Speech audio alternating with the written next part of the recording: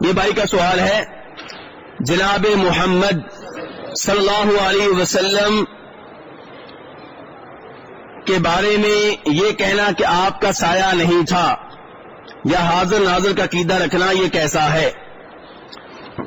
پہلی وضاحت یہ کر دوں، ہمارے درمیان کچھ ایسے بھائی بھی بیٹھے ہوتے ہیں جو سکالر قسم کے ہوتے ہیں. کیا ہوتے ہیں؟ سکالر، بہت زیادہ عقل مند، اور وہ سمجھتے ہیں کہ ایسے مسئلے بیان کرنا آج کل ٹائم ضائع کرنے کے مترادف ہے. ان سے پوچھا جائے کیسی باتیں کریں، وہ کہتے ہیں چاند پہ جانے کی باتیں کریں، دنیا چاند پہ پہنچ گئی ہے. وہ کیا کہتے ہیں؟ دنیا کہاں پہنچ گئی ہے؟ چاند پہ پہنچ گئی ہے. میرے بھائی ہم چاند پہ نہیں پہنچ سکتے، ہم تو دین سیکھنا چاہتے ہیں، اللہ خود ہی جنت میں جگہ دے گا. تو آپ اگر چاند سے ہو کر آ گئے ہیں تو ہمیں بتائیں کیا معلومات لے کر آئی ہیں. میرے بھائی اللہ تعالیٰ نے یہاں پہ ہمیں بھیجا ہے اور اپنا کلام نازل کیا تاکہ ہم اسے سمجھیں. فَإِمَّا يَأْتِيَنَّكُم مِّنِّي هُدًى، اللہ نے یہ ہدایت والی کتاب بھیجی ہے، یہ ہمارا اوڑھنا بسونا ہونی چاہیے. اس میں جو عقائد آئے ہیں انہیں سیکھنا چاہیے، اس کو وقت کا ضیاع نہیں سمجھنا چاہیے. کئی بھائی بیچارے سمجھتے ہیں کہ یہ مسئلے ایسے ہی ہیں، اس لیے ان کو یہ مسئلے آتے بھی نہیں ہیں. وہ کیا چاہتے ہیں؟ وہ چاہتے ہیں جی گفتگو ہو یہاں پہ کس بارے میں؟ جی دنیا کے بارے میں، فلاں ملک میں یہ ہو رہا ہے، فلاں ملک میں یہ ہو رہا ہے. میرے بھائی کسی بھی ٹی وی چینل پہ بیٹھ جائے، یہ ساری خبریں آپ کو مل جائیں گی، یہ ساری خبریں آپ کو مل جائیں گی. ہم نے یہاں پہ دین کی باتیں کرنی ہیں، وہ باتیں جو روز قیامت کام آئیں گی.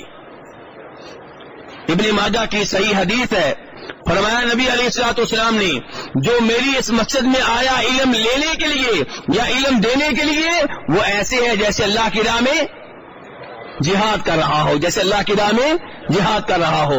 میرے بھائی قرآن پاک کا ایک سپارہ بھی ہمیں نہیں آتا، سچ پوچھیں تو ایک ایت بھی نہیں ہمیں آتی، ترجمے کے لحاظ سے، معنی کے لحاظ سے، تفسیر کے لحاظ سے. اور ہم کہتے ہیں نہیں جی ایسی باتیں نہ کریں، تو کیا کریں ہم؟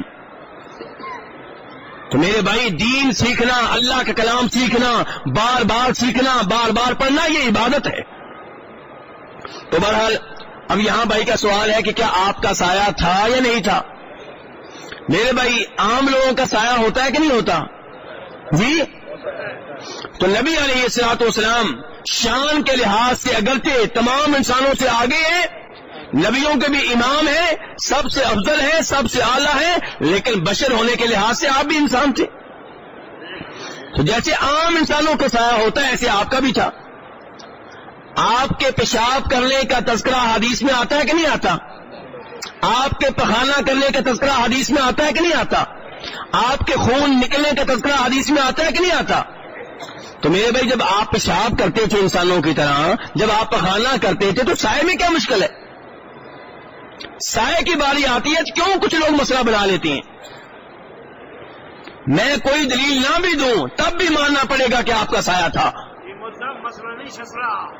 لیکن اس کے علاوہ بھی حدیث موجود ہے میرے بھائی، یعنی کہ میں دلیل نہ دوں تب بھی ماننا پڑے گا، لیکن یہاں پہ تو دلیل بھی موجود ہے.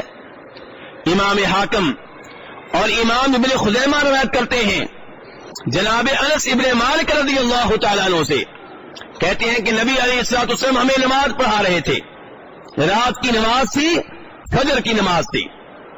نماز کے دوران آپ آگے بڑھے پھر پیچھے ہٹے. نماز کے بعد ہم نے سوال کیا کہ اللہ کے رسول صلی اللہ علیہ وسلم آج نماز میں آپ نے خلاف معمول یہ آپ آگے بڑھے پیچھے ہٹے، یہ کیا معاملہ تھا؟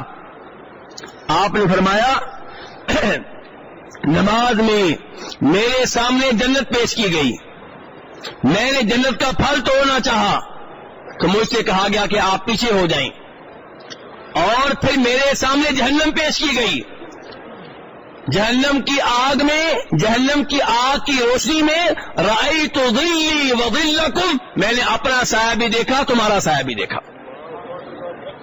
آپ کیا کہہ رہے ہیں؟ میں نے اپنا سایہ بھی دیکھا اور تمہارا سایہ بھی دیکھا. تو میرے بھائی نبی علیہ الصلوۃ والسلام کا سایہ تھا، اور سایہ ماننے میں کوئی توہین نہیں ہے، کوئی گستاخی نہیں ہے، کوئی بے ادبی نہیں ہے. پتہ نہیں اسے لوگوں نے کیوں مسئلہ بنا لیا ہے.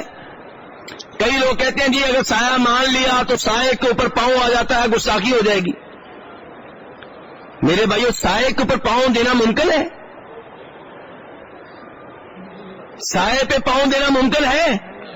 جب بھی سائے پہ پاؤں رکھیں گے تو سایہ کہاں آئے گا؟ پاؤں کے اوپر آئے گا.